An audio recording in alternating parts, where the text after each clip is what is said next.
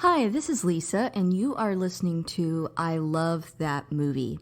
This podcast is for movie lovers. It's not an unbiased opinion, it's not a straightforward review, it's just a couple people talking about a movie that they love. The format is each week I have a guest, and that guest and I discuss a movie that they love, something they're obsessed with, something they connect with. We'll talk about the plot, the director, and the actors, but we'll also talk about the personal connection my guest has with that movie. So if that sounds like something you want to listen to, keep listening.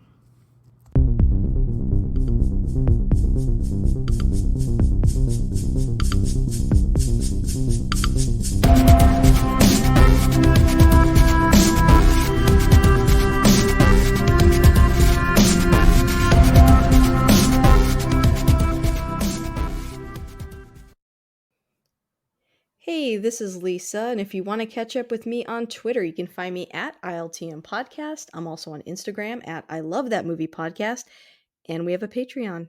The show is always free, but if you want to support us on there, you can. That's at patreon.com/I Love That Movie, and you'll get a weekly bonus episode if you sign up. It just has the weekly roundup of everything that I saw that week, including, movies, news, things like that. We also have a lot of interviews on there where we talked about Marvel What If, Loki, WandaVision, and more. So if you want to check that out, give it a shot. And I want to take a moment to thank my top patrons, and they are Chris Balga, Michael Cross, Phillip Barker.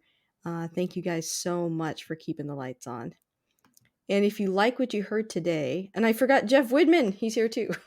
But if you like what you heard today, please subscribe and rate the show. It does help new listeners find us. And I have a returning guest on the podcast, and that is Phillip Barker. Say hi, Phillip. Hi, Lisa. Hi, everybody. How's it going? Good, good, good. Now, if they haven't heard your voice on the show before, Phillip, would you mind introducing yourself a little bit? Absolutely. Thank you again for asking. Actually, I think I might have hit you up for this one. I'm not entirely sure how this one transpired I because, accept both ways. Whether I reach out to you or reach out to me, we'll make it happen. yeah, because we've been doing this for quite some time now. You've been on my show. I've been on your show. We've gone back and forth about a couple different things, predominantly superhero related for anyone who's listened to my voice on maybe my other show, Superhero Stress, or even maybe The Eternal Night. I just started a video channel on the Four Nerds Network, so I'm talking about comics every Friday night now. Nice. Yeah, it's been quite busy now also with reality, with two different jobs, and pretty much busy most days out of the week, but I still get time to watch movies, and I still get time to watch other things that I enjoy. And I'm really glad that we're here today to talk about a specific movie that's I feel like definitely part of a larger franchise in a certain sense, but it's I think it's too big of a thing to not talk about. I know I really enjoy this movie, but more so because of the things that encapsulate it. But I'm really excited to hear your perspective on it too. But again, just thank you. It's Of always a blast course. talking to you. Say right back at you, man. And I don't want to hold anyone in suspense. My guest always picks the movie. You approach me as you said. What movie did you want to talk about today?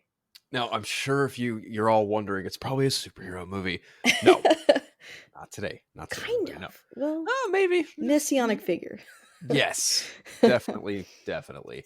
Dune. That Denis Villeneuve's Dune, and I, I, unfortunately, I have not seen this film in a theater. Shame on me, I know, but I just adore this film because not only is it on HBO Max, but just everything about it, the world that it builds, the people that are in this film, the cast of it, the director, the direction, the shot composition, the way the story flows, the where it takes its roots from. I'm just a huge fan of what this movie kind of represents in a lot of ways, and I'm excited to talk about it with you.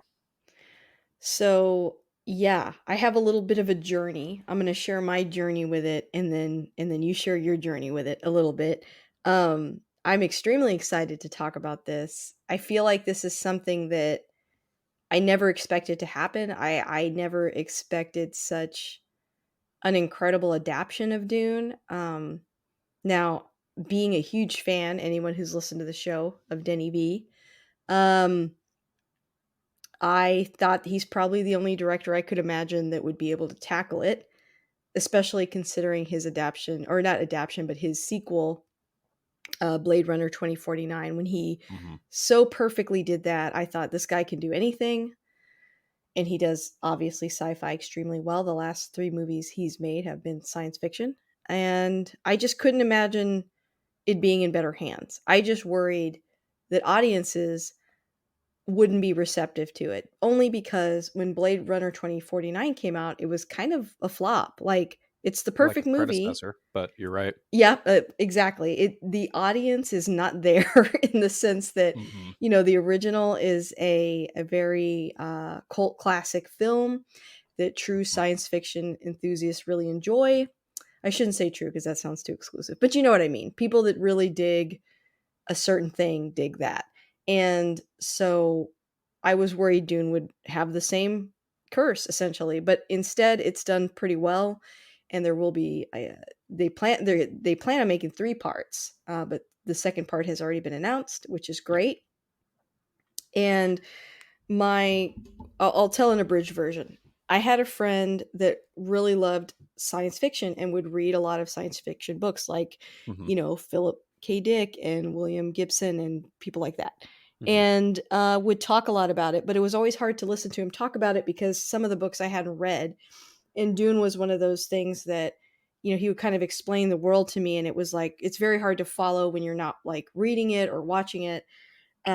I tried watching the Lynch film, had mixed results with that. I mean, I like some things about it, other things I didn't.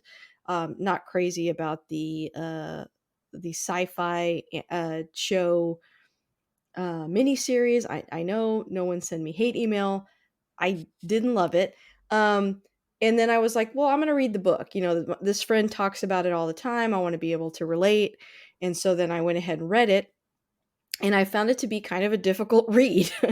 And I It's a admitted thick this book. online, that I was having trouble getting through the book. Not like I physically couldn't understand it, but I was having trouble with it keeping my attention and me staying engaged. And Hmm. I mentioned that the reason was it's so much world building. There's so many concepts and definitions thrown at you, and sometimes not really while the story's going. They'll just kind of casually mention something, and you're like, okay, what does that mean? Well, I'm going to try to come back to that, and then they introduce something else, and you're like, okay, but what does this other thing mean again? And I was expressing this online, and someone said, well, you should read the glossary in the back of the book, to which I wrote lol, and they wrote back, no, I'm serious. And then I realized, oh yeah, there is a glossary back here. Hmm. And so I started referencing the glossary every time I ran into a term I didn't understand. But as you can imagine, that can make the reading experience a little longer. And so, depending on if that's something that energizes you, maybe world building is like your thing, you just like love all this detail. And if you love that, then you'll like this book. If you don't love that, the book can be a little bit hard to get through. And I just wanted to mention that because I do think there is some gatekeeping with Dune, where it's like, oh, you just don't understand it and you just can't comprehend it. And I don't think that's true, because I don't think Dune even really classifies as hard sci-fi, because a lot of it is like, magic almost. It's To more a certain degree. fantasy. Yeah. Yeah. And so it's not like it takes, I don't know, like a genius to understand. It's just that there's just so many terms you have to keep up with. And again, if you like doing that, then great. And I would say that if you can do that, you're rewarded with a really good story. And also, all those details you start to fall in love with and become really interesting. But if this book is not for you, I also get that. I would not gatekeep somebody or force someone to read this book, because I recognize that it is a little bit different. Anyway, I read the book and I came back to the friend and I said, I read the book. Like, we're on the same page now. And then he said, I actually haven't read the book. Hmm. And I was like, what? All this time when you were talking about you haven't read? He was like, nope, but my parents really like it. And so they talked about a lot when I was growing up. And so I like the movie and all that. I was like, oh. So I felt like I went through all that whole journey, but it wasn't for nothing. I read a good book out of it. So after that, I became a fan. But I saw, the Lynch film, like I said, and then also the mini series, and I saw issues with it, but I also felt like there's just so much to cover that I was worried that couldn't be done, to be honest. So when I saw this movie, I was very pleasantly surprised and energized by what I saw. Okay, I'm done. No, you're totally fine. That was actually very enlightening.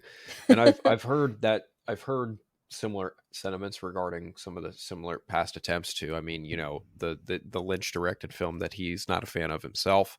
I don't mind it. I think it was a nice effort, but I also feel like anything after Star Wars at that point was almost too difficult to challenge. But it's ironic because, Yes, I agree. Star Wars does take just a little bit of Dune A to some crazy extent. amount. I think it took me physically seeing it to realize how much, you Yeah. know? I don't know why, but when I read Dune, maybe because, Star Wars wasn't part of my everyday the way it is now. I mean, Star Wars is Mhm. just like everywhere now, right? Like Right. more so than it was 10 years ago. So I think at the time when I was reading this, I was able to sort of disconnect the two, and now it's like impossible. Um, but yeah, I mean, I love this and am so excited to talk about it. I guess before I go too much further, I should read the plot. This is going to be a very abridged, not really the plot, because there's just so much to cover. But I do want to say before we dive too much into it, there will be spoilers. So if you want a spoiler free show, this is not the show for you. But if you want a good discussion about it, or I hope it's a good discussion, I think it will be, then keep listening. So, Paul Atreides is a brilliant and gifted young man born into a great destiny beyond his understanding. He must travel to the most dangerous planet in the universe to ensure the future of his family and his people. As malevolent forces explode into conflict over the planet's exclusive supply of the most precious resources in existence, only those who can conquer their own fear will survive. Again, not really what it's about, but I think if we read the entire plot, we'd be here for a long time. Oh, we'd be here for well over quite a few hours. There's Yeah. no question about that. And the movie doesn't even cover the whole novel. So, Right. It's you only know, even, I think, what the first maybe third of the novel. And again, I have not read the novel. This film is really, it made me want to, now that I can actually have I kind of feel a like you'd visual love it because you're in my. like really good with details. Like you remember terminology really well, better than me. So I think you would really like it. And I should. I've walked past it in a bookstore many a times, and it's just it was that mixed emotion of, other factors from other people that I've heard talk to, just not really be too into it. But even Denis Villeneuve is one of my favorite filmmakers. You mentioned Blade Runner 2049, and I feel like that movie follows its initial original film. The initial film by Ridley Scott. I feel like that one follows in that one's footsteps in a lot of ways, Mhm. and this one I feel like takes even some cues from the Lynch film to some extent Oh, with. absolutely. I think that's a really good choice that he made was to not overshadow or dismiss previous Mhm. interpretations. Because I agree with you what you said about the Lynch film. I think aesthetically it's beautiful. Number 1. I think the casting is great and I think it has a lot of good things about it. I just think that and tell me if you feel this way not having read the book, but I feel like you watch it and you're kind of confused at a lot of parts of it Yes. because there's not an explanation. Like that thing in the tank, you're like, okay, like, it's like there's a lot of stuff that you're shown, but it's not explained. But like you said, that's not his cut. So it's like we don't know if there's going to be an explanation. But I think when I first saw that movie, I thought, well, I know what that thing is. But at the same time, how much time of the movie are they going to expend like explaining stuff and Right. then not be able to get to the plot? So I think, taking some like visual cues and nods to that among other things while still staying true to the book I think is just it's just brilliant. I don't know how he did it, but it's awesome. In the research that I've done, just because I'm kind of a sci-fi nerd myself, huge Star Wars fan. I'm really excited for Boba Fett next month. But when it comes to other sci-fi ventures, I feel like that's kind of a hit or miss thing for a lot of people. And for Dune, what took me a long time to really appreciate was, well, obviously, again, I love Denis Villeneuve as a filmmaker, and I feel like if anyone was going to really do this story justice, had to have been someone who has a really huge, large, loving affinity for it. But I feel like by the end of this film, Dune Part One, it really does set the stage for something really grand and really huge, and something that you could turn to, 3, 4, maybe 5, 6 part film franchise. But I feel like that because the mythology of it is super dense in a lot of ways, it also can potentially maybe be a turnoff in some regards. But even Yeah. still, the fact that there are so many intricate details to how this universe operates, but how it also reflects maybe a bit of our society today in some regards, and how spice could be a metaphor for plenty of other things that you could replace in today's real world, like oil or any other essential kind of, what's the word I'm looking for here, um Yeah, I mean, a coveted resource that coveted resource. the Thank you. entire world has an interest in. Yeah, it definitely was inspired by oil, and the setting of Dune is sort of inspired by the Middle East, Right. in a lot of ways, and I mean, the Middle East has played a big part in our history, right, and continues to. So yeah, it's a really interesting science fiction book, but I agree, and I think when you've read Dune, it's like you're in a club almost, like, "I've read Hmm. Dune, and now I'm accepted into the club of people that have read it," and it's like, I think that it's so the world is so dense that I don't know that it's welcoming, because like I said, when I told my friend, like, "I don't know if I can get through this," he said, "Read the glossary," and I at the point when he said that, I felt tired. I was like, "Bro, read a glossary, like, what?" Like, that sounds exhausting, and at the time, I thought he was sort of almost, like, gatekeeping, like, "You need to read this glossary, and if you don't read this book, like, get out of here," which he wasn't doing. It's my friend Matt, he's cool, but I was like, it was kinda taken aback. I've never had someone tell me to read a glossary before, so I was kinda surprised. But then when I read it, I understood what he meant. He wanted me to have that experience he had, Right. getting to see this whole universe, and then once you know about it, you're excited about it. So it makes sense. I think fans get passionate about, expressing their love for this franchise, or for this world. But yeah, it can come off as intimidating at times. And that's kind of why I wanted to share my journey and say, hey, I'm one of you guys. I was also very intimidated by it, but I came to really love it. So that's the good part about it. And by the way, I read this book like it was probably a decade ago. Nice. So my memory of it is not great. I was actually trying to look for a copy of it today, and then I discovered that I had also read Dune Messiah as well, and that I own Children of Dune. I think I All right. made it halfway through Children of Dune before I abandoned ship, but like I couldn't even summarize these two books for you, and if I did, they'd probably blend together. So I need to reread them, or at least listen to an audiobook or something. But yeah, I would say don't be too intimidated. Like don't let people stop you. I will say, to speaking to this movie and the testament that Denis Villeneuve is a filmmaker, and the cast that he assembled, when you have, Timothy Chalamet as young Paul Atreides, you have Duke Leto, but his father played by Oscar Isaac. You have the essential uncle character in Duncan, Idaho, played by Jason Momoa. You have Rebecca Ferguson playing his mother, Lady Jessica. You have Stellan Skarsgård. Oh my Yeah, yeah. gosh, that's a tough one. As Baron Harkonnen, you have Dave Bautista as his nephew Rabban. Then you've also got Javier Bardem as the leader of the Fremen, and Yeah, Zendaya as Stilgar. Chandi, yeah, and Stilgar. Mhm. Thank you. Like, this cast is just absolutely stacked. It is pristine. They are all so talented in any other thing Yes. that you could see them in. Like, Rebecca Ferguson was fantastic in Doctor Sleep. Jason Mhm. Momoa is Aquaman. And Yeah, on he's to like the top it off, perfect Duncan Idaho. It's crazy. right?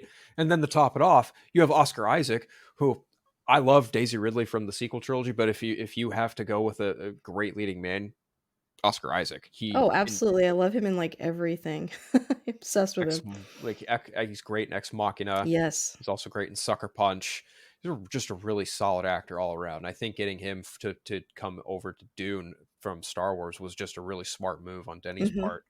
Just so, because you have, again, you've got all these different actors from all these different other franchises who, and in a way, this film is kind of like Star Wars and Game of Thrones on a cosmic perspective. I was gonna say that I think the timing of this coming out after people are used to stuff like Game of Right. Thrones was perfect timing because I used to try to explain this to people that Dune isn't really about Paul, even though it starts with him. It's not about him. And Right. it's not about him in the way that Game of Thrones is not about one character, but Exactly. rather all these, different factions in the universe. And that's so different from Star Wars, which is pretty focused on Luke.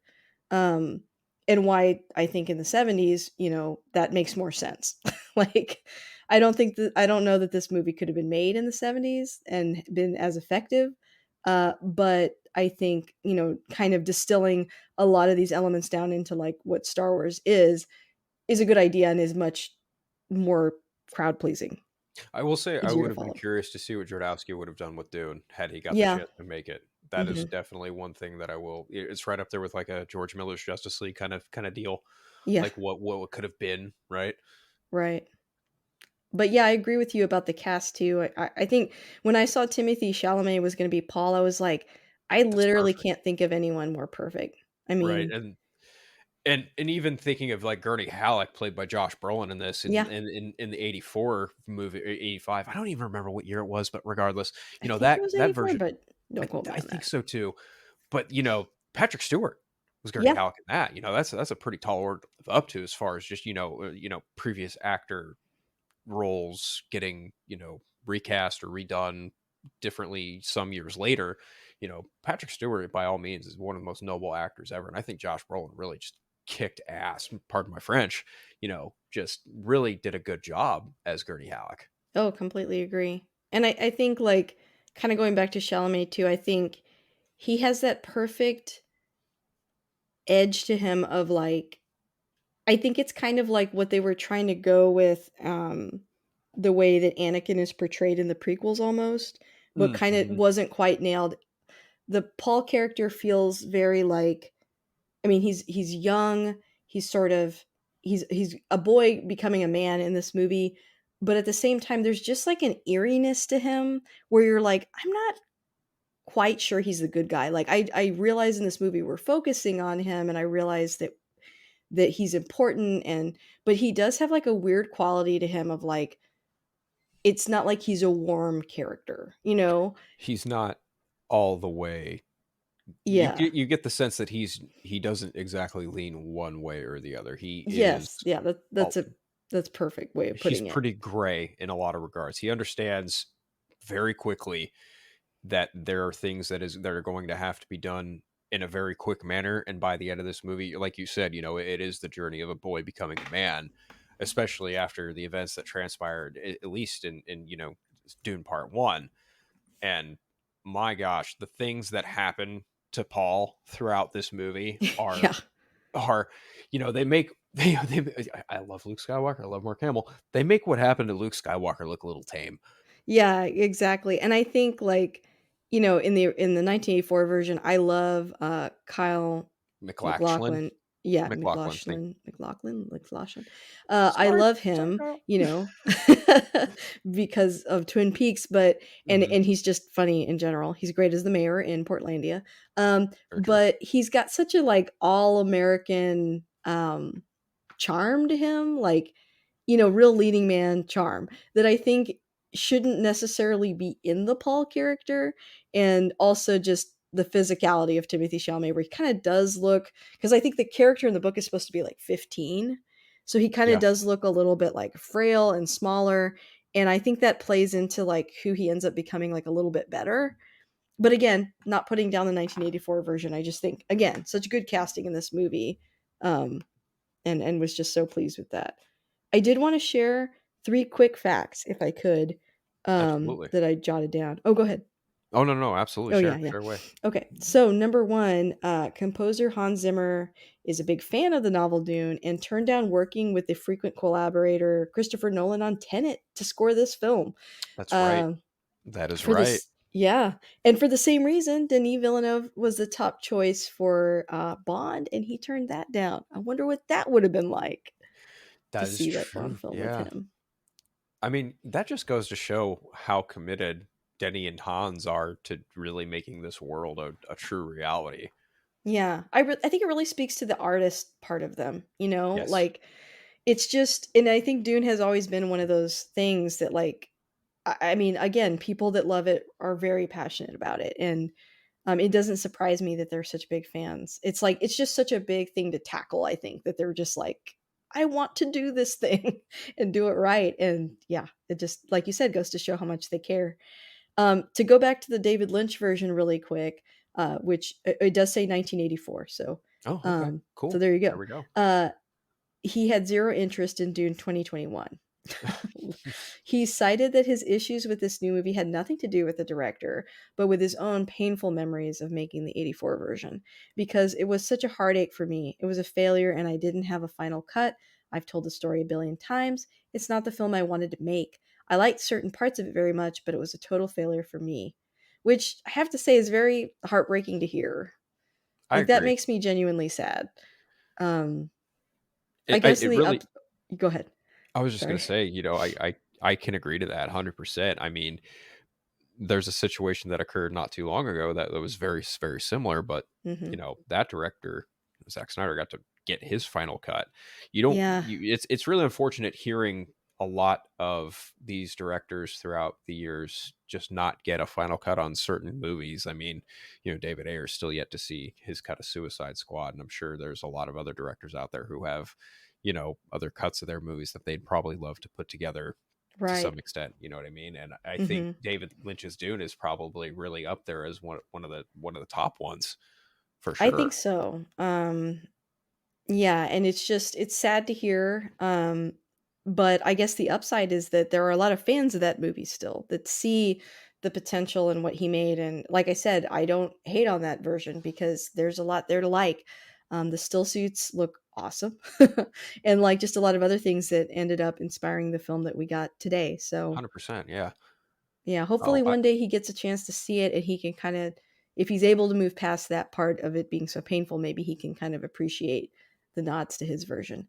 Um, the last thing that I have is uh, this is Denis Villeneuve's first film to be shot on large format cameras and with Panavision lenses. mm. I just thought that was an interesting aside.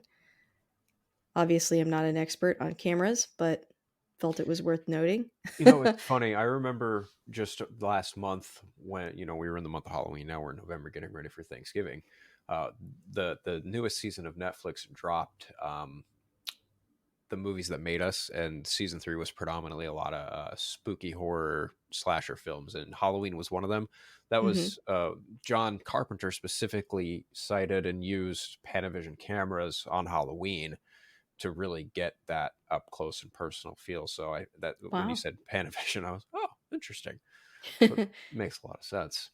Yeah, I saw this movie in a Dolby Atmos theater. I haven't seen it in IMAX yet.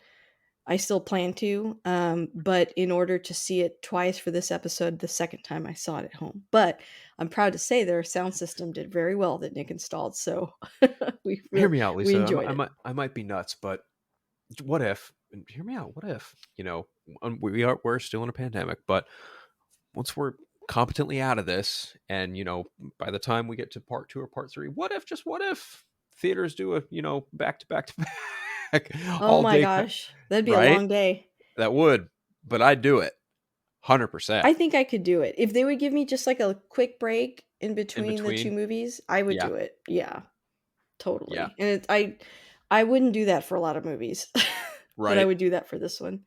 I went to, like, a triple feature of the, Mad Max movies before Fury Road came Oh, out, oh, but I got all the way to Thunderdome, and then we kind of abandoned ship. So, oh. sorry, Thunderdome. But, yeah, I mean, so I've definitely done something like that before, but it's been a minute. And there's before the dark times, as I kind of refer to this pandemic in a certain way. I had a couple friends who did the big lead up to Avengers and of Age of Ultron, when they played a lot of the Marvel movies in sequential order over like course of a couple days. And I'll be very curious to see if that would make a return somewhere down the line, given how many movies they have now. Yeah, yeah, I think so. But Um but I feel Oh, like go with ahead. Dune, there's precedent to maybe do something like that because of just how grand these movies are. I mean, I feel like they might have done that for Star. Did they do that for Star Wars? They might not have. I I think don't they know. did, and they've done it for, like, the Marvel movies too, where they're, like, playing back to back to back, so Right. But this film, and yes. especially Denny, Denny's a big theater supporter, 110%, and I can absolutely understand the sentiment why. It's just a matter of time and other factors for me personally. But again, that I love his filmmaking on a Mhm, personal level because he does do things for personal reasons. Like he did Blade Runner to essentially honor the first film, and I think he did a really great job doing that. But he mhm. also wanted to really expand on that world in a way, and I think he really knocked it out of the park. So when he was announced to do this, I was like, oh, I have no question whatsoever that there will not be a bad frame. I had full support, 110%, and Same. whatever he was going to do, and it absolutely paid off, and it shows because this movie is just so beautiful. It's so pretty. Do you wanna talk about some of your favorite scenes? Well, I feel like the overshot of when they finally get to Arrakis and you get to see this giant sand covered, you know, palace pyramid thing. I don't really know what it would be called, but like, their central new home on Mhm, Arrakis. That is arguably some of my favorite big shots because Denis Villeneuve does those really big overarching shots that show you, giant big cities with big architectures and things like that. And I feel like he really does take a lot of time and put a lot of detail into it. And then when you couple all of this with a very powerful score by Hans Zimmer, it's it's a feat unto itself, and I just love it. yeah, it reminded me of, in Blade Runner 2049 when he Hmm. shows you, like, Vegas, you know? Yeah, It looked very reminiscent of that. or when they're like looking out because I've kind of got the movie on in the background. Spoilers. Oh, yeah, go for it. But it's very every shot. I always like to say that there are certain directors where you could just kind of pick a shot out of their film and frame it on your wall, and I feel like that Blade Runner 2049 is full of a lot of those shots, and Dune is absolutely in that same ballpark. Like, Yeah. I would actually take a frame of Baron Harkonnen as he's talking to Robin, and he rises up and he says, "This is my dude. Kill them all." Like, I would absolutely hang a picture of him in his full garb with it kind of dripping down like liquid onto the floor. I would hang that Yeah. because I think that's a very haunting image. There's so many pretty scenes like that or scenes that sort of remind you of, like, history somehow, like classic paintings or Hmm. marble statues, like the when, later in the film when, Leto is dying, Mm-hmm.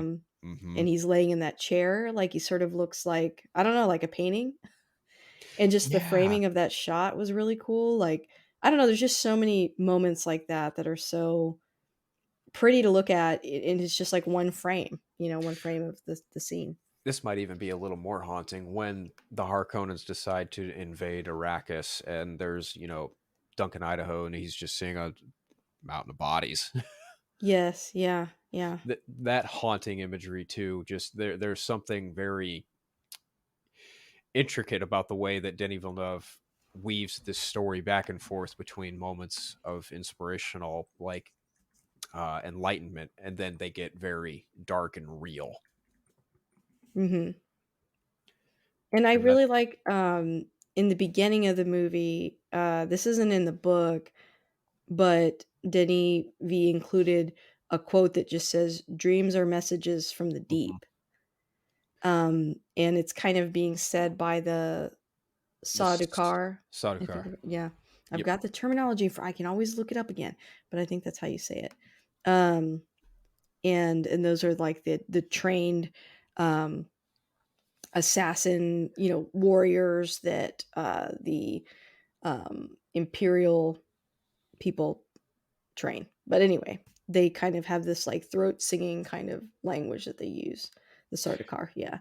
Yeah. And, I think that that quote, like, really contextualizes the entire film because we're gonna see a lot of dreams, and Paul gets messages from these dreams. He also gets messages, I think, from the deep could also refer to the, Shai Hulud, the sandworms, Yes. and, what they're communicating as well.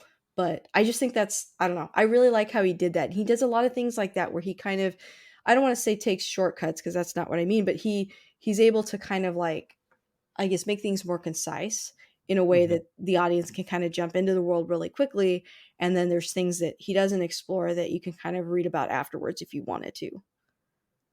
I agree, and I feel like the way that this world or this movie rolls out, and the way that they present the time in which this movie takes place, and you kind of have to not really catch up, but it is really good at making the implication that humanity has evolved in a lot of ways, and there are other races out there in the stars and the galaxies and things like that. And I feel like this is really a great showcase of that, because the terminology again is also very dense and very pick and pull from a Hmm. lot of our own mythology we have here in the real world.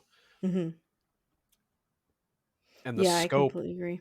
the scope, like, it was a tough nut to crack, and I think the only person who probably could have would be Denis Villeneuve. Yeah. Yeah, there's just like so much I want to talk. I won't bog down the conversation anymore, but it's like there's so much to talk about, and that's kind of what's fun about it and also a little bit intimidating. you What's know another or go ahead.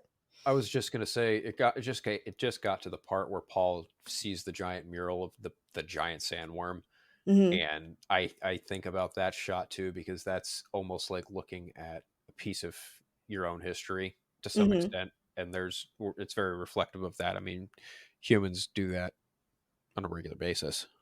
Yeah. Yeah. One thing I don't know, you may know this already or may have read about it. One thing they never discuss in the film at all, and they don't need to. I think they'll probably explore it maybe in the second film or maybe not. Maybe you don't need to.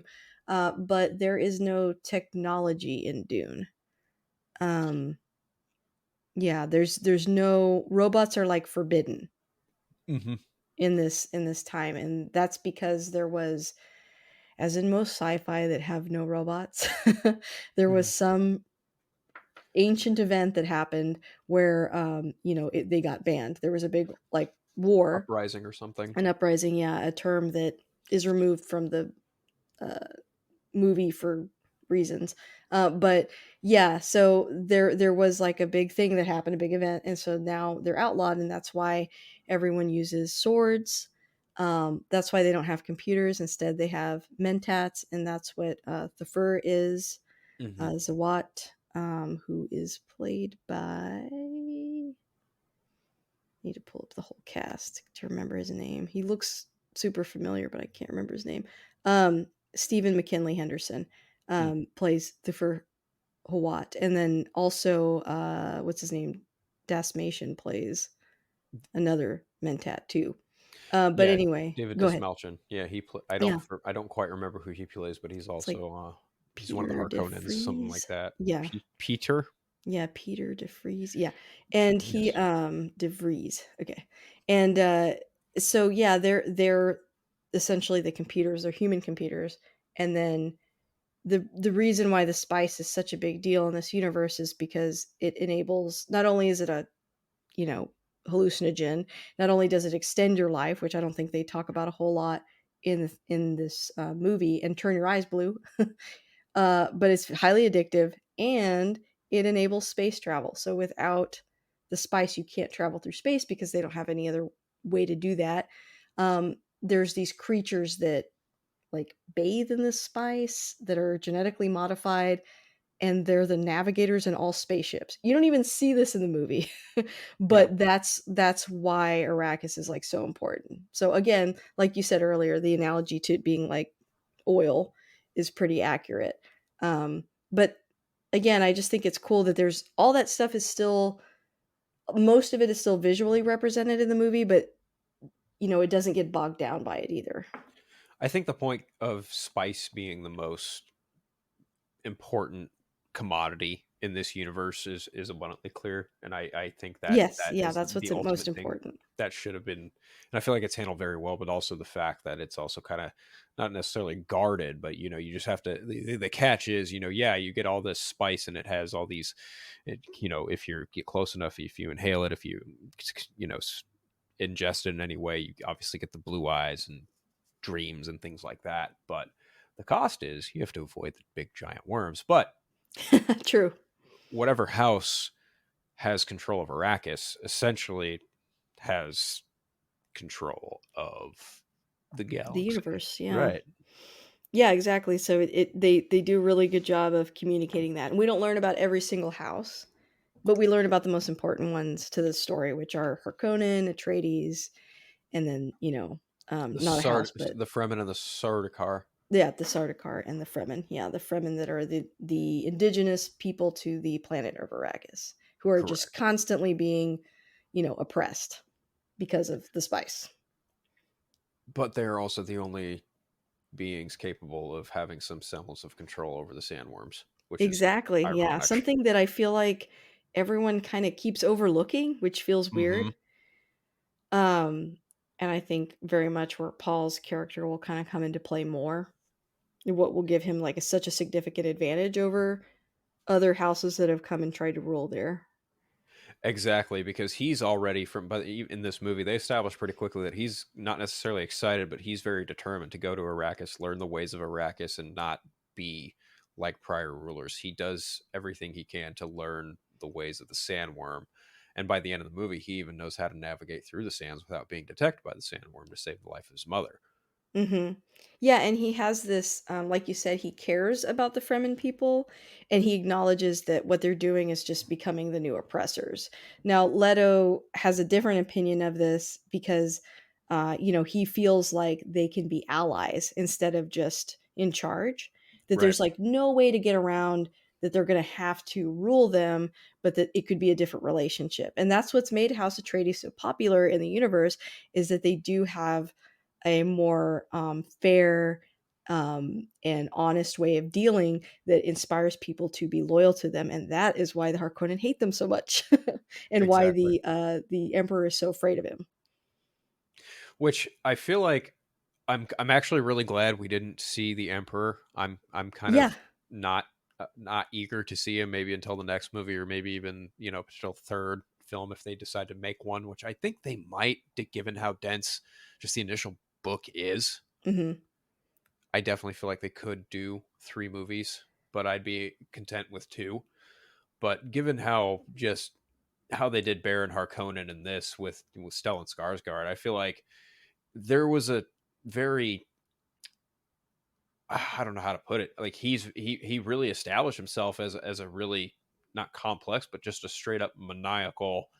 I am the ruler. I'm going to do whatever it takes by any means necessary, and I will conquer by any means necessary. And he's also very wizardly, magically powerful. And I didn't, that was the one thing I did not know about Baron Harkonnen. I did not know that there was some kind of ethereal, kind of almost Jedi magic force power with him, if you will.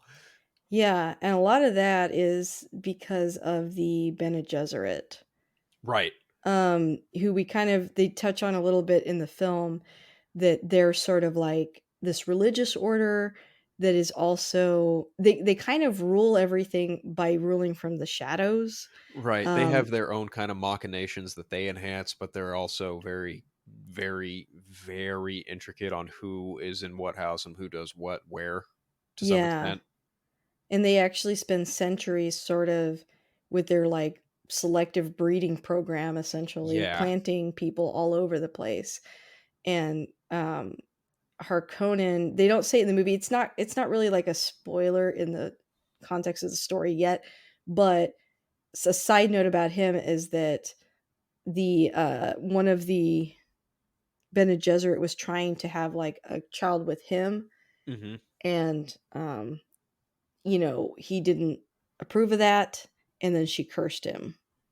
Ah, And okay. so that's why he's so like disfigured. So he shouldn't like look like that.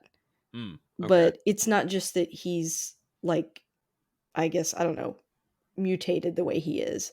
Hmm. But yeah, he's like under a curse, and that's why he like can't walk around and he has to like float around and stuff like that. So they don't really touch on that in the movie, but that is something that kind of happened behind the scenes. So that's like how in everyone's business they are. Interesting. Yeah. And so like, Lady Jessica, you notice in the film she's not actually Leto's wife. She's a concubine. Right. and he never married her.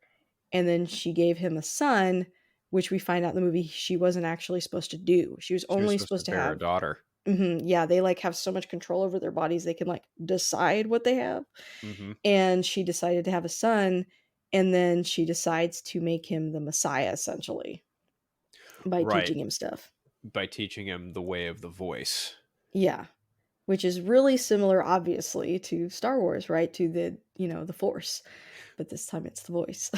Right. They the power to essentially influence anyone to do your own kind of bidding in a certain way, which Yeah, and so she's, like, honing him all this time, and the concept in the book is, like, in women, obviously, this is a very powerful, but someday there will be a man that has the power that only women traditionally possessed, and he'll be, like, redonkulously powerful. right. Um, but, like, I really so kind of playing off of that concept, I really liked in the movie, and this is also not in the book, but the movie with, like, the water gl or the part with the water glasses, Mm-hmm. where she tells him, like, "Bring me the water." Or she Yes. tells him to say that to him. She's like, "Make me give you the water."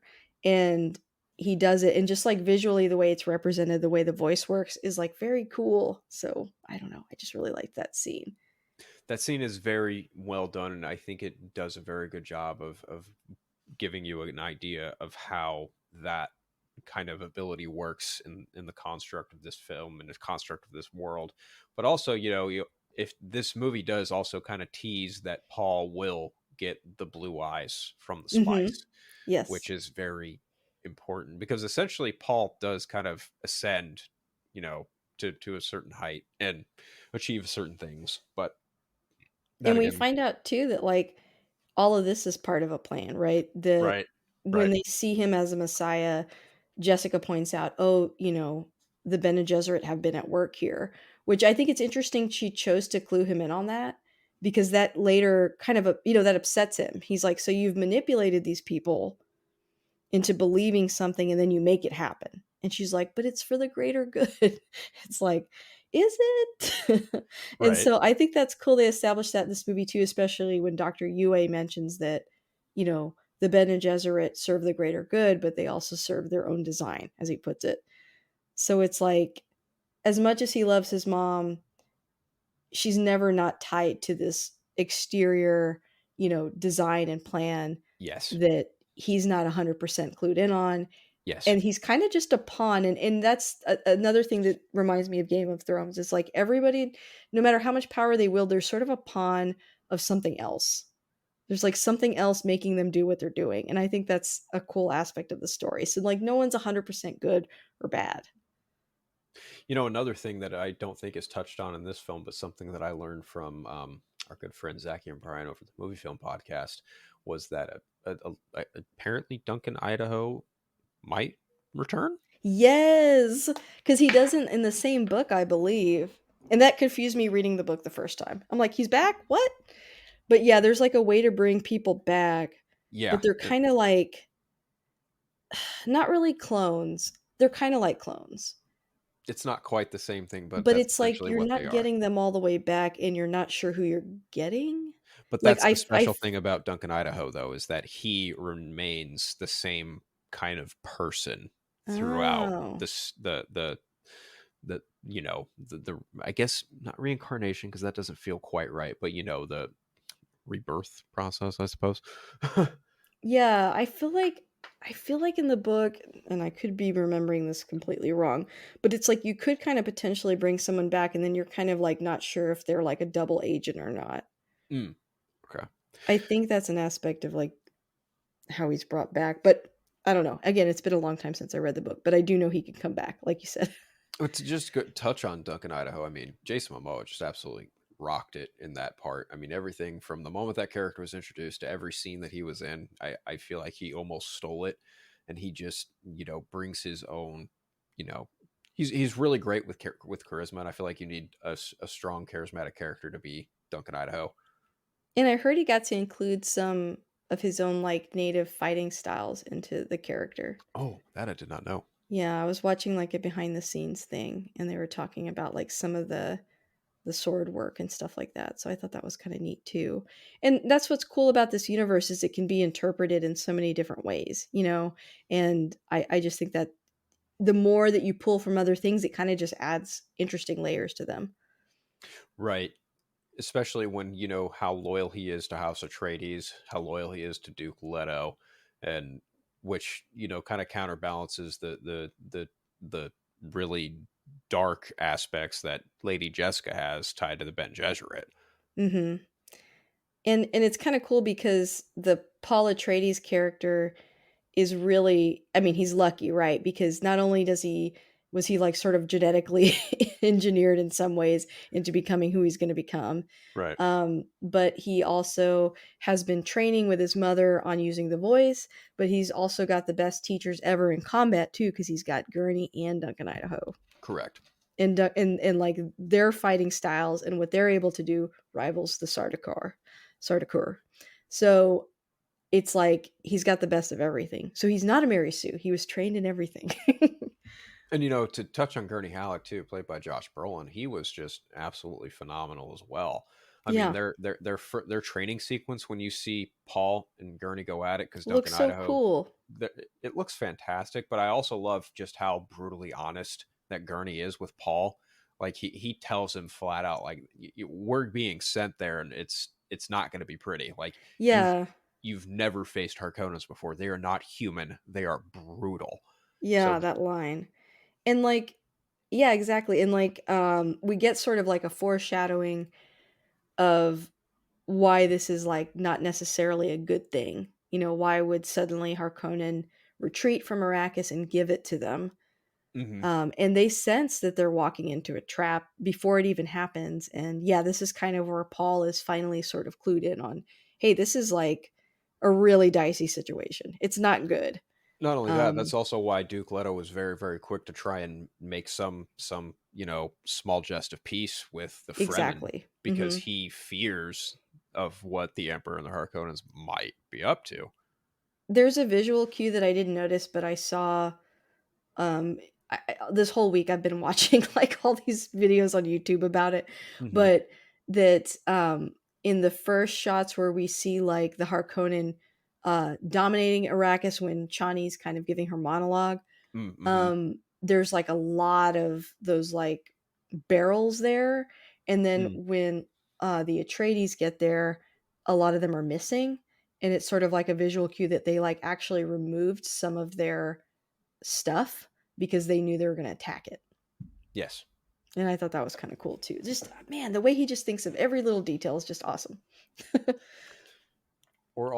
I also really like the first introduction of the worm, and how I think Denny talked about it in an interview, how it was essentially almost like looking into the mouth of hell. Yeah, and also has teeth kind of like a whale, like some Yeah. whales. Hmm. Yeah. Um, yeah, and it reminds you a lot, of course, of like stuff from Star Wars too, right? In the pit and things like that. Oh, this thing makes the It's a Sarlacc trap. look like change. Yeah, Like, yeah, no knock, George, but man, that if the Sarlacc pit was the bar, the sandworm in Dune, in this movie in Dune, has absolutely taken that bar and just shot it into a galaxy far away. and No plus pun you can intended. ride them, but you don't Yes. find that out till later. Oh, you know what? I also love the ornithopter, the dragonfly mechanical. Yes, it looks Those things so are cool. rad.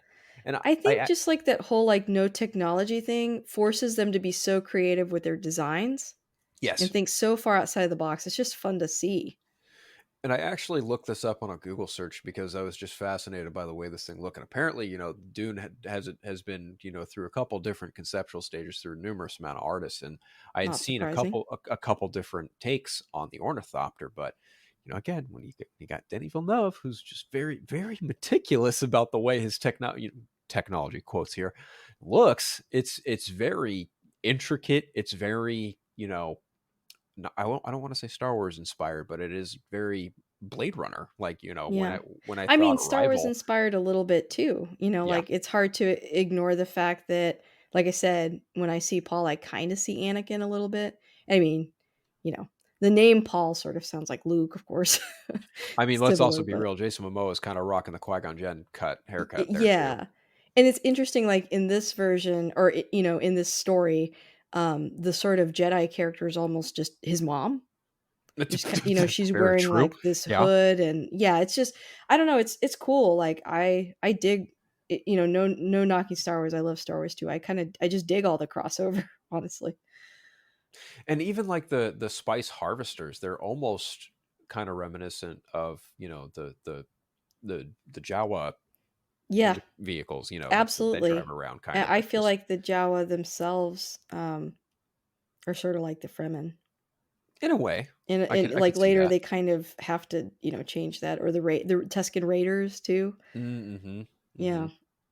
Mm-hmm. But just in this story we're on 100% on their side. It's a little different. But yeah, I don't know, I just like all that kind of stuff. But yeah, those orthocopters, they were very Ornithopters. cool. Or ornithopters. See, I Or told you, like, I've it's got all this good. in front of me because I can't remember all these terms. I don't even know how I um remember it. It's the one thing I kind of remember, and it's only because I just kind of looked at it, looked around in it. Ornithopter. Yeah, I'm looking Yep. at the. Okay, I can say it. Um, I like dragonflies too. yeah. They look so cool. Like, I don't know. And that whole scene where they're like escaping to later. Oh, so Yeah. cool. And Paul kind of has that vision in the middle of the sand when a worm's on its way. I mean, the way that they present the visions too. Like, just think about how many things they're introducing to you in this movie, but he does such a good job of it. You'll appreciate this. When I watched this the first time and I saw that big round shift, and even now looking at it while they're doing the sand escape from the worm, you know, um, I thought to myself, like, he's done Dune, and those ships, they remind me of an anime that I love watching when I was a young kid, and that anime is Dragon Ball Z, because there is a lot of Capsule Corp ships and a lot of Super Saiyan and Namekian ships that kind of resemble some things here in Dune, and I'm like, Denny, That's his next project. please, by all means, do it. Take a stab at Dragon Ball Or for your own. Akira. That's yes. Someone take a stab, but the right person. No, I Sorry. could see that. I love how, like, organic a lot of this stuff looks too. Yes, hundred Um, percent. like the ships and stuff like that. They like the one, or yeah, I guess it's a ship. The one where they're like it's like that long tube. Is that the one that you're talking about? Mm-hmm. Where stuff's coming out of it. And then there's a scene where you can see that, like, there's another planet like on the other side. So it's like there's sort of like a wormhole situation happening too. I don't know, he just shows you so many big things and doesn't have to, like, tell you every single thing about it. And I love his confidence, in showing us some stuff and, like, letting the audience kind of discover things. Yeah, I couldn't agree more. I mean, even everything, like even towards the end when the Harkonnens actually do their full on invasion after they've made their pact with the Sardaukar, it's and everything kind of comes into its full, you know, when it kind of comes full circle. And to your point, that you get to that point of Duke Leto kind of stuck in the chair, and the Harkonnens take him, but he gets the one up on the Harkonnens with his gas tooth, Yeah. suicide pill. I don't know. I don't even know what you would consider that. I don't know. Yeah, unfortunately, it didn't work, but we don't Yeah. get to see all the damage it does right away. I wondered if there was some kind of long lasting effect, and if there were to be something, it would probably maybe be addressed later on down the line. Yeah, I think so, but it depends on their interpretation. There's a few things that are different, um, even like especially towards the end of the movie, like the order of some of the things that happen. Um, Mm-hmm. with the standoff fight that he has, Right. where the Fremen trust him and stuff like that. It's a little bit different from the book, but one thing I really liked about it that they keep showing it throughout the movie is Paul has these visions, but they're not 100% the future. Yes. And I really like that concept. They sort of become a guide for him, but he learns after a while that they're not direct correlations with what's going to happen. That things are shifting, changing, influenced, or maybe just it's not 100% accurate, but he can still use what he sees to kind of guide him. Possible futures, I think, is the way I saw it, that it was interpreted. Hmm. He sees possible futures, but not, as it turns out, as the movie progresses, not everything ever becomes 100%. Like, for example, when he keeps having dreams about the person he winds up fighting at the end of the film, Mhm. it's always more often than not presented in kind of a friendly fashion, but by the end of the film, find out that is absolutely not the case. Yeah. Yeah, that he actually has to go against him, and it's actually Chani, the person that he's going to sort of connect with the most, and, she's gonna guide him, but not the other character. Yeah. Which I heard some people kind of give flack that Zendaya wasn't in this enough, and I was like, she was pretty in it for a Yeah, I fair heard that amount. too, and I've heard of, I guess we can address this. There's a couple things I feel like that have been said about this movie that I think are premature. Um, and one of them is, I think, the way that women are represented. Now, of course, this book was written in 1965. So Mm-hmm, let's very true. start there. But I would say the role that some of the women play in the books are because uh, Frank Herbert was drawing on history, and so they sort Mm-hmm. of inform the way that women are in the movie. So, like, you could sort of see his mother almost being like, the Virgin Mary, right? And her Mm. biggest role is what? Having the Messiah. So that's kind of what happens to Lady Jessica. But I don't think it's like saying this is the role women are all regulated to, but in this universe, yeah, I don't think they have. Now, that's going to change. I don't want to give any spoilers, but things change. Let me just say that. And yeah, with Chani, I mean, yeah, I don't. Again, I'm like scared of like giving spoilers, but I'm like, I think the amount that she was in it was just right. I don't disagree. I feel like there was a pretty decent amount of everything to convey of what is to come, or Her what part is is just starting right. because of where the movie cuts off. They can't show more yet, Exactly. but yeah. I love those wetsuits. Those wetsuits, Oh just yes, the still suits. the still suits. The Yes. second the movie was over, I was like, time to go home and start on our still suits. I don't know that I would really do that. It's a lot. It looks like a lot of work, but I was like, Yeah. they look so awesome. I love the concept of them. And it took me a second watch, but when the character, the doctor, or the ecologist, what was her name? She's played by Sharon Duncan Brewster, I think. Dr. Leat Kynes. Yes. Um, I really liked the scene where Dr. Leat Kynes, um, later in the movie, is trying to get away. She's about to ride the sandworm and she's got those hooks out. Hmm. And then she gets stabbed, right? And Mm. then, like, Yes. water shoots out instead of blood because their still suits are full of water. And I just think that's so cool. Like, the visual of it, the meaning of it, because, water is such a precious resource. It's literally, life giving, your life. A lot of our bodies is made up of water. So, like, when she's stabbed and all that water comes out, I just thought, I don't know. I thought that was really cool. I'm actually looking at the cast list right now on IMDb, and I had no idea that Charlotte Rampling was. I was curious who played Mother Mohayam. I know it's Yeah, hard. it Reverend Mother is. Mohayim. Yeah. Yeah. Some of the names are, I think, supposed to be Arabic, and some of them seem like they're drawn from like Hebrew names. Yes, I think that's Yeah. correct. Very interesting cast of characters here. My goodness. Yeah. But yeah, the still suits are really cool because obviously water is a scarcity in Arrakis. Right. And we find out later in the movie too that it could have been a paradise, which I think again plays in that idea that you see come up a lot in a lot of religions about a paradise being sort of like the ultimate outcome of what they're aiming for, right? But they were going to turn this desert planet into like a planet full of water and life and stuff like that. But of course, they immediately abandon that when they figure out, hey, spice exists. um, and so that's why they have to wear those still suits. I like the concept of the still suits, and I think it actually makes a lot of sense for just regular survival on a desert planet. But even just the aesthetic look of them, Hmm. it's very intriguing that you would find a suit that would just kind of flow water through your body.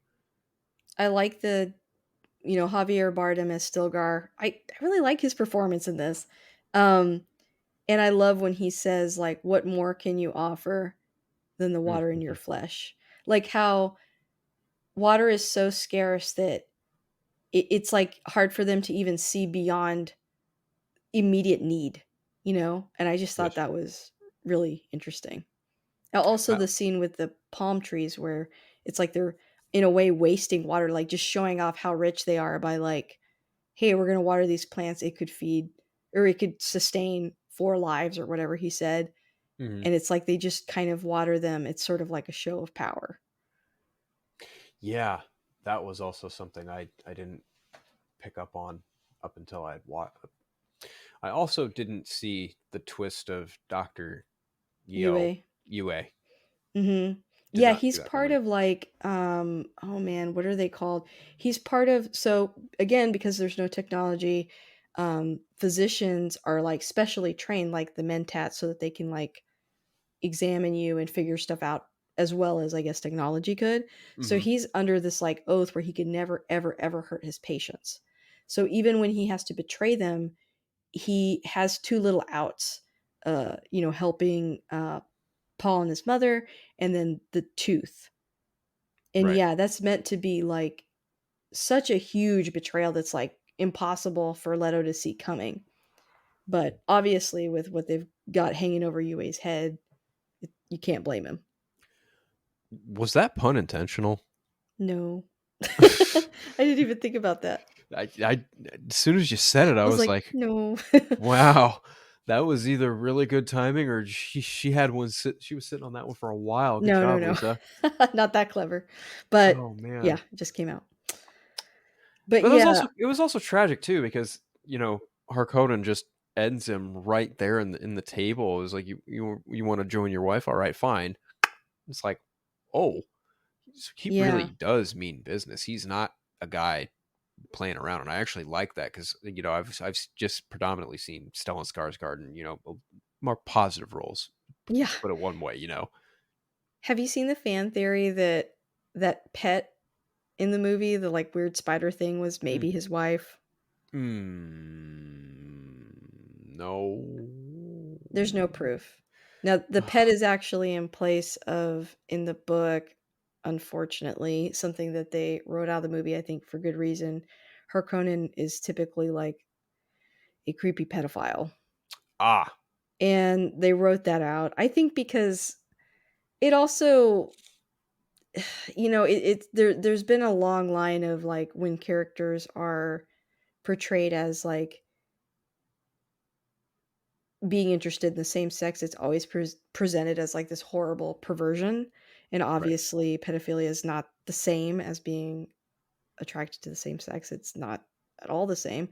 But I think because of the problematic implications of that, and just because it's gross and unnecessary, they just took it out of the movies, which I'm glad they did. But yeah, It's a smart choice, and also I've seen the mocap actress who did that pet, and I gotta say, like that's a feat unto itself because they're that creature is just in a very awkward position, and yeah, it looked absolutely horrifying.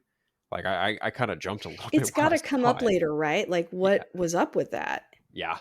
And also that part where the other mentat was like, "Oh, it can't understand us," and then she says, "Get out," with her other voice, and she's like, "It understands," which I felt like maybe there was a double meaning there. Mm. Like, why does it understand? Was that their little pet that was going to eavesdrop and do something, or does she know something about that pet? I don't know. I just felt like maybe in the second part we'll learn more about that, or maybe not. Remains to be seen, but I will say, just on a creepy level scale, that thing was like a 12 out of 10 for sure. Yeah, it was horrifying. It was very effective in being extremely creepy. Gotta hand it to Denny. He did it with Arrival, and I kind of Yeah, had a feeling he would do the same thing here, and he did not disappoint. yeah. You could say even from Enemy too. Oh, true. Very true. Yeah. I also love the shot of when the attack begins and Brolin just kind of looks up and sees in the sky that they're just kind of Yes. screwed 10 ways to Sunday. I feel like there he's gotta kinda credit George Lucas, huh? In being able to Yeah, capture I think space battles can be hard to portray because it's like the stakes are difficult to show to your audience, but they do such a good job, those big explosions and the little tiny people running at the bottom and, you feel it feels real. or how like the bombs kind of just drill through their shields and then make everything like kind of implode within the shields and then it explodes all the way out. Like, Yeah. man, Oh, I don't think we've even talked about, like, their personal shields. How do you feel about that? Like, that was something that's looked kinda clunky in the '84 version, but thank you in for this bringing it one, up because that's yeah. exactly how I feel about them in the '84 version. That is, if anything, that's probably one of the weaker elements of that 84 of the '84 film, and I can absolutely understand why. And I feel like that is the one thing I remember from the '84 film because I had watched it quite a few times growing up. But that was one thing I always just kind of like glanced at, like that doesn't really feel right. But It's something you could almost leave out, right? Like, right? because the shields are so weird in how they operate that I feel like, some people probably watch this movie and go, "What? What's going on?" Because they don't, like, 100% explain it. No, no, they don't. But It's and I can give you a quick, if anyone's interested, the shield defense of the protective field by the Holtzman generator field derives of phase 1 of the suspensor nullification effect. A oh, shield will permit entry to objects moving at slow speeds, depending on setting. The speed ranges from 6 to 9 centimeters per round per second, and can be shortened out only by a Shire-sized electric field. oh wow, So wrap your mind around all that. But essentially, you have to move at a certain speed to penetrate the field, the shield. right. Um, and And it's not this being fast. And that's why they're taught about the slow blade and why a Yes. slower blade is more lethal in this universe because it can Hmm. penetrate the shield, Yeah. which is crazy. But then when you think about it from a technical fighting standpoint, okay, I can absolutely understand that kind of logic. And I forget what it's called, but like, um, what's his name? Duncan Idaho uses those little like that gravity thing too at one point, Oh so he can like jump yeah, around. That and looked kind really of cool too. you mean like kind of a force push, force jump? Yeah. I can't remember what it's called, but it was I don't recall either. again, I could try to look up everything, but it's impossible. Someone out there is screaming listening to this, like, Oh, I'm sure. "Can't believe she doesn't know what that's called." But yeah, I don't. Anyway, let's move on. You know, one other image that I also found interesting, just from the first shot of even just the tease of it in the trailer, when the starter car just kind of descend onto the Atreides and just go absolutely nuts on them when they're Yes. going down the steps. They Mhm. make very quick work of them, and you're like, oh, they are not to be trifled with at all. Yeah, and this is after we saw that, like, it seems like the weaker ones, they drain all the blood out of, and Yeah, then the stronger ones drink it, like, we've gotten a lot of images of them being like I mean, you don't mess with them. 'Em. They're really cool. very much so. And man, that betrayal, that is just something else. Yeah. Oh, can we talk about the Gom Jabbar real quick? That was an interesting concept, wasn't it? Yeah. So, like, there we get what's in the box, right? From the prime Ben Gesserit, Madame Mohiam. Yeah. Mohiam. So she's basically like, "Hey, I need to, like, test this kid because you know, his power is dangerous. You're not supposed to train males in it, and you did that, so let's test him." And she holds this, like, poison needle to his neck, and then he's gotta stick his hand in his box and be in pain, and I think Chalamet's performance during that scene is really good, coupled with his mother, who is, like, experiencing the pain at the same time in a way, and Hmm. fear of, like, what he's going through, and we get that whole, like, "Fear is the mind killer," you know, quote that's so famous from Dune, but it's just represented so well. And then, like, when he's in pain, he sees flashes of like those palm trees burning that we saw earlier, and like a Hmm. bunch of other stuff. And then he's able to like, we get a really good visual sensation of the fact that she's blown away that he can like survive this and handle it so well. It is pretty astonishing that at this young of an age, after everything that happens to him and seeing the burning palm trees, and I wondered if those are real palm trees, if they were CGI or not, because Yeah, I don't know. I'm honestly not too sure. But man, Given the climate change aspect of the story, maybe they weren't, but I don't know. yeah, I'm not too sure either. I also really like that Duncan Idaho is probably one of the only few warriors who could take on the Sardaukar Mhm. Yeah. because I man, mean, he he take goes down, but not without a big fight. right. But even before his final fight, like when the Atreides house is being invaded, he goes to town on quite a few of them. Yes, it is really cool. Oh, Again, also in the Gom Jabbar scene, I liked the way the Reverend Mother like pulled him into the room really hmm fast. yeah, I just thought that looked so damn cool. I don't know.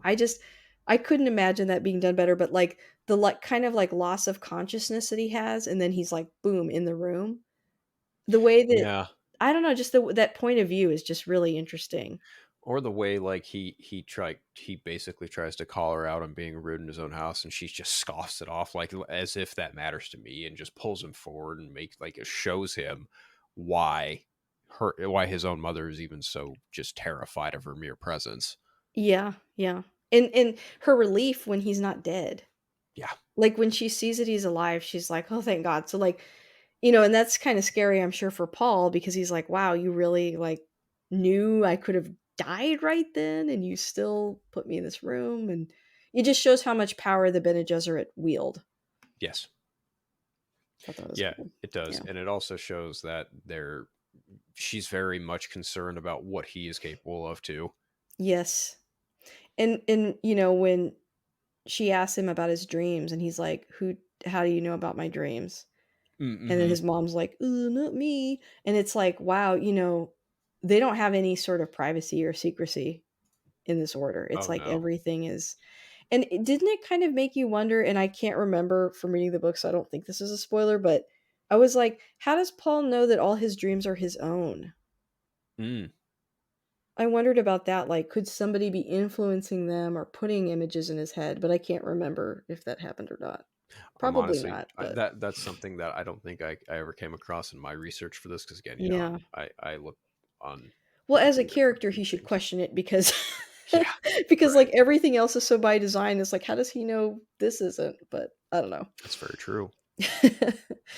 Yeah, I don't remember that happening, but I was like, that would be my first assumption, like, well, if they planted this religion, then how do I know what I'm seeing isn't planted? But anyway, um, what is another scene has is there anything that we haven't You touched know, on from the major when ones?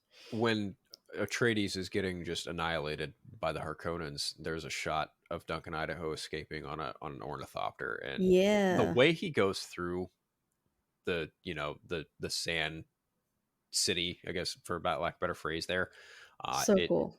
just absolutely phenomenal because you get like it kind of whizzing and warping through these giant blasts, and it kind of cuts back and forth between like when Paul and his mom are kind of left to fend for themselves after being picked up by the Harkonnens. Yep, but they have that thumper, so They have the thumper, but also just the use of using the voice. yeah. That was also a nice like an improvement from what we had been shown prior at the beginning of the movie. Like now he's actually starting to understand what it means and how to utilize the voice when he can. I like the green hue too that's happening in that Hmm. copter when they're using it. I almost thought that I don't know why, but I got like a witchy kind of vibe from it. Oh, absolutely. I mean, they basically are witches. Is that what they essentially space witches? Yeah, yeah, Yeah. I think that's pretty accurate. I Okay. mean, they are like sort of like nuns, but I mean, they're using magic. I mean, so it's like, and they're controlling people and making them do stuff. Yeah, Well, she also communicates to Paul through more ways than one, like especially with sign language. Oh yeah, she's got that like I think it's like a combat language Yeah, that they use. Yeah, again, like just adding so many freaking layers, there's different languages and different methods of communicating. But yeah, and it comes in handy, like it's used so well in the story, the when they use it and when they don't and stuff like that. not only that, especially when she, you find out that not only is she's the concubine to Duke Leto, she To has Jared the Leto, that would be funny. that would be But funny, but she also has the ability to use the voice, but then also on top of that, she knows how to fight. yeah, which is like it's like she's got all these like secrets, right? Where it's Hmm. like her arsenal is just unending. Because yeah, there's a part where they're like, well, Paul can learn the ways of the Fremen because he's young, but she's old and Right. irrelevant, so let's kill her. And then she kicks their butts, and they're like shocked. Um, and then he even says like, you didn't say that you were trained, and she's like, well, we didn't have enough time to talk. That's true. And then she gets like really close to his face. Did that feel weird? I don't know. I was like, are they hinting at something to come with that? I can't remember from the book, but I anyway. know that I think they imply in this film that she's in fact pregnant with the Leto's She daughter. is. Yeah. Yeah, She absolutely is. Yeah. which will be very interesting to see how that transpires in the follow up film. Oh, is it? Oh, oh, Oh, is it? oh, is it? You're in for some fun stuff with that. But yeah, no spoilers. And I think again, Rebecca Ferguson again, she's just an absolute gem of an actress these days, and I love everything she's been in since when was the first thing I know for sure I saw her in Doctor Sleep. There was something I saw her in. Yeah, I feel like I've seen her in other things too. She's only 12 years older than Timothy Chalamet. Wow. But he looks like a kid, kind of. I mean, he looks like an adult, but he looks young. I think he's only like I think he's like 23 or something 24. somewhere in that He's ballpark. young, yeah. Yeah. He pulls it off well. I feel Yeah, like, I think so. and when it comes to giant intergalactic epics like this, I feel like age for these characters just might be, unless it's explicitly stated for very story specific reasons, it might otherwise be considered irrelevant.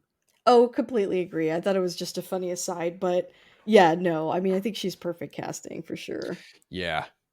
And I And love, like I said, I think in the book he's supposed to be 15, which it's right. kind of like in Game of Thrones how they were all like 14, but like in the movies they're or in the show they're like 20 because it's like, yeah, that feels weird.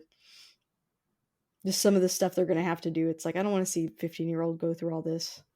Yeah, that'd be, if they legit made a 15-year-old go through, that'd be something else entirely, but Yeah. I'm You're kind of like, glad they I didn't don't go down that see route. 15-year-olds as men like murdering people. I don't want to see that. So, good choice with that. I also love that Oscar Isaac had his beard for this. I don't think I had ever seen him with a beard, but I'm glad he grew a beard out for this role. Yeah, I don't think Ex Machina I think is the only Oh, other you know time. what? Maybe yeah. But I think he wasn't supposed to have one, but he looked good in it, and so he has it. That's what I've read. Is the director was like, "Yeah, that wasn't part of the character, but look at him. Look at him with that beard. Like, he just looks good." Especially in like his last moments too, when he's Mhm. kind of sitting in the dining room, and Harkonnen's got his whole merry band of misfits and all his followers, and Doctor Yoa. Is it I think Yue? Yue? Thank you. No, it's okay. And Like I like, said, I'm struggling with Sardaukar and Sardaukar, yeah, and I'll always struggle with these terms. I read the glossary and I still struggle. one of my favorite shots is Harkonnen, Baron Harkonnen, hovering over the table to get Yue. Yes. Also when he like runs his fingers over his head, like Yeah. Apocalypse Now style. And the way he just kind of descends down upon him, still chewing his food, that's Yeah, it's just, gross. it's gross, It's but like, awesome. I'm just, even still, like, blah. Ooh, Yeah, he's a great baddie for I sure. agree. I've been kind of waiting to see what he could do as a villain, because obviously, Bill is a very solid Pennywise, but Yeah. man, Stellan just The up up. family just, yeah, churns out actors. Oh, 100%. And the way he just hovers, that is just, it creeps me out, but I think that's the point, and it works just so well. Ooh, Denny, you are a genius. Yeah. I love all the costumes too, like throughout the whole thing. Like, every single house that's represented, the Bene Gesserit, the Mentats, the I guess I can never remember what they're called, like the Imperial Order. I'm just gonna call them the Star Wars names. But like they just all look so cool and so unique. And I just love love seeing all that. I think There's on a the lot of whole, fabric. I Sorry. think on I think on the whole, this one definitely set out to accomplish what it did, and it did it exquisitely well. I'm glad that there's now another sci-fi epic in the conversation as far as, like, films, major motion pictures go. Yes. There's I feel like there's more precedence now to maybe try and take a bit more of a risk on science fiction films going forward. I agree 100%. I mean, it's just they did such a great job and treated it so it's so serious, so cinematic, and so good. You know what I mean? Like, as we've kind of mentioned before, like I absolutely love Star Wars, but I like the serious tone of this. Same. Like it's got this like sort of historical epic vibe. I mean, Frank Herbert was really inspired by Lawrence of Arabia. I think that's kind of obvious in the film, but Oh yeah. um I like that weight to it. Like that you could take something that is truly, fiction, but make it feel so relatable and so, like you said before, like it extends far beyond just like a couple characters. You feel like there's a whole universe, a whole history. He just did such a great job with that. So I love it. And I also just now realized that they have a bullhead because his grandfather wrestled bulls for sport. And you know what? The term Harkonnen is like, I think, from a Scandinavian word for bull. Ah, well, how about that? I believe. Yeah. Well, the more you learn, There's a right? lot of like little layers like that. The more you know. And I think it's implied like that the Atreides and the Harkonnens like are directly from Earth. But Earth I is just think so so. far in the past. Yeah, I think that might be right, but I'm not 100% on that detail. Yeah. Yeah, I love this movie. I do. I Me think too. it's just an incredible piece of filmmaking, and honestly, I feel like Dune was probably a long time coming. It just took the right people, the right place, the right time to really come together and do it in an earnest way. I was telling earlier today I was telling my dad about this movie, and he had said that he had tried to read the book, that he tried to watch some of the other previous adaptions, and that he Hmm. just couldn't really. He said, "I just can't really get a grasp of what's happening in the story. It's kind of confusing." And so I kind of ran it down for him really fast. And he was like, "Well, why can't a movie do what you just did?" And I was like, "Well, you need to see this movie because it does do that." So see this movie. I agree completely, because then you also get to see Baron Harkonnen not quite die. Yeah. And I feel like too, like for me, as I've mentioned a million times throughout this, I had trouble, sort of juggling all this in my mind. Like when I would try to sort of explain the book, I just get lost and sort of start talking about all the different terms, and like people are like, "What is she talking about?" I feel like this movie does such a good job of like distilling everything into like a very easy to follow along story that it's even made me better able to explain it. Oh, And 100%. Yeah. so I really encourage anyone out there, if you haven't like dipped your toe in this yet and you're still here and you're still listening, I think that you really should, because I do think it is a truly special film. It's definitely an epic. And oh, I forgot to touch on this too really fast. Um, a lot of people have concerns with the whole like white savior aspect of this movie. Hmm. And you could say like, well, written in 1965, mimicking some of the things that are going on today. But I would also say that without giving away too many spoilers, Dune is sort of like a cautionary tale of what political and religious fanaticism can do. So I wouldn't be too concerned about that. I wouldn't either. Yeah, I'm not that stuff, and I'm not trying to be dismissive of it, but like when it comes to stuff like this, like space epic, science fantasy, it really comes down to, again, if it's an adapted work, then it's up to whoever's adapting it to be as faithful as they wish to be. Yes. You know what I mean? But like when I hear about stuff like that, it's not so much as I scoff it off. I just kind of shake my head because it's like sometimes stuff like that really does feel from a place of maybe forced negativity. Well, I think there is valid criticism that Yes. the sort of white savior narrative is a thing, Yes. but I would argue that if you read the book that I don't think that's the message you would walk away with. And I think that there is a line early on in the film when Chani says, "Who will our next oppressors be?" that is sort of foreshadowing that aspect of it. That And I think yeah, I like agree.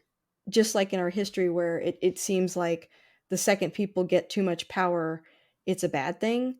Um, Even when somebody starts from a good place, I think that that ends up being sort of a theme in Dune.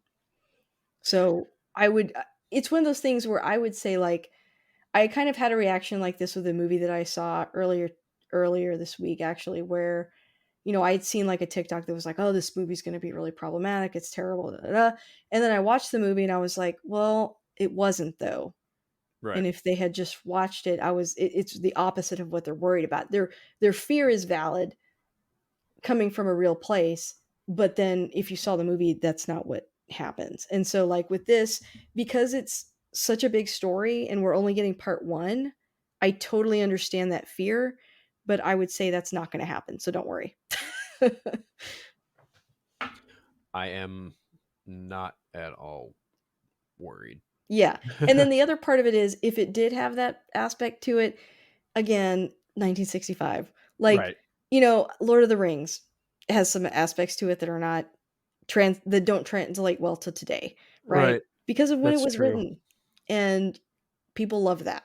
And I think Amazon even is making a conscious decision with their casting now for Yeah, their show exactly. to Like make it more accurate can't really in certain change the regards. past, Right. but you can change the and I think I can't imagine Denis V like doing that. I guess is what I'm gonna say too. Like I don't see him making a story where he's like not where he's like, I'm gonna make a story about a perfect white savior. Like I don't think he would even Yeah. be interested in that project. Yeah, So I don't either. I think just on the whole, he was just intending on making a great adaptation of a solid story by an amazing yeah. author. I mean, oh, also Paul has that vision of a holy war. He specifically says Hmm. that. And, there's been some holy wars in our time. Were those good? No. So, No, anyway, like just you kind of already have an idea of what's coming, I think, but not all very the way much there so. yet. Um so what made you kind of come back to this film a second time or what's made you more interested in it, do you think? What piques It's your interest about it? it's absolutely got to be just the world building surrounding it, the way everything operates within the world, the different aspects of who can do what, and what could or might come, and just the overall enjoyment. I don't think that, again, I don't think there's really a bad frame. There's not a bad line delivery. Every shot looks absolutely, again, exquisite. The creatures in the world feel really defined and well thought out, and again, like the sandworm is just dope to look at. Yes. Yeah, I'm glad you mentioned that aspect of it being like it just so enjoyable. Like, all the world building is really cool. Visually it's so interesting. And then I'm also just having fun watching it. I think like it is truly entertaining too, you know? Oh Like yeah. it's not just informational, it's like entertaining. And like I said, with I don't feel like I'm excellent at juggling all these details, but I love the way that he presented it so that I can follow it easily. I think Um, a lot of other sci-fi films kind of maybe get caught up in maybe too much of an action scare or too long of a yes. narrative, and I feel like Dune doesn't do that. It really does a nice blend of taking you on a journey that is encapsulated by both, but it walks the fine line of balancing them well because, again, this is a very dense lore that Denny's pulling from, but also a very tall order in terms of storytelling because of how intricate every detail really is in terms of characterization to each individual character to where they are and when they are. Mhm. 100%. And I can't wait to learn more about Muad'Dib, so Mm-hmm. excited for that. But thank you so much, Philip, for joining me in this discussion. Is there anything that you feel like we missed before we wrap up? Truth be told, I feel like we could probably talk more about this movie and this world for hours on end, I but know I'm trying to cut myself off because if we keep going, I'll start looking at more terms in the dictionary and or in the glossary. truthfully, you are a couple hours ahead of me, and I wouldn't want you to miss any sleep. Yeah, and I'll start to be delirious, not from spice, but No, but um, I'd imagine if we could probably definitely take a trip to Arrakis. Maybe never want to leave if we learn the ways of the Fremen and yeah. avoid the sandworms, but Mhm, I don't mhm. know. And I feel like I've learned enough in this past week. I feel like a mentat myself. Um, Mm-hmm. mhm. But yeah, so I really enjoyed this movie. I really appreciated having you on to discuss it.